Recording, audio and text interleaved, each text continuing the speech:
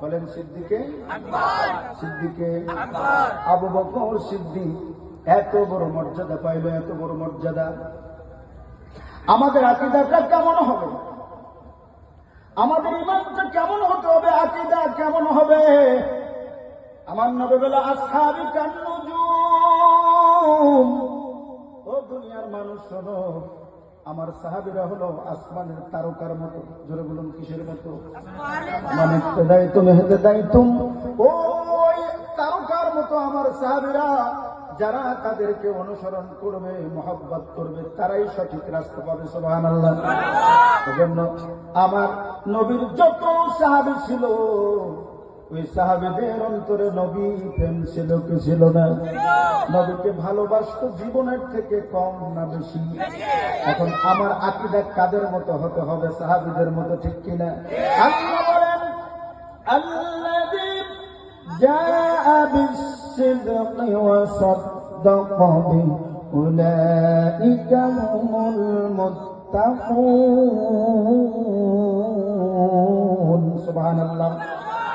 এই আয়াতে কারিমা হযরত সিদ্দিক আকবরের সাথে নাযিল হয়েছে, ওয়াল্লাযী জাআ বিস-সিদক। এখানে আকীদার কথা আছে না নাই?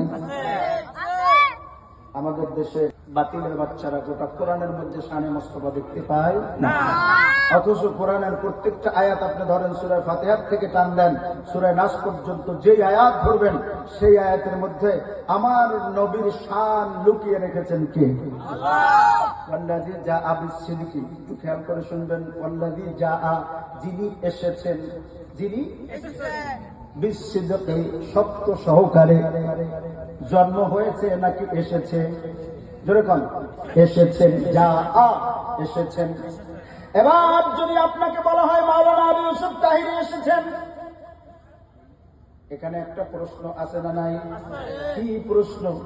বলে আবু ইউসুফ তাহিরি এসেছেন, আপনি বলবেন কোথা থেকে এসেছেন, ঠিক কিনা?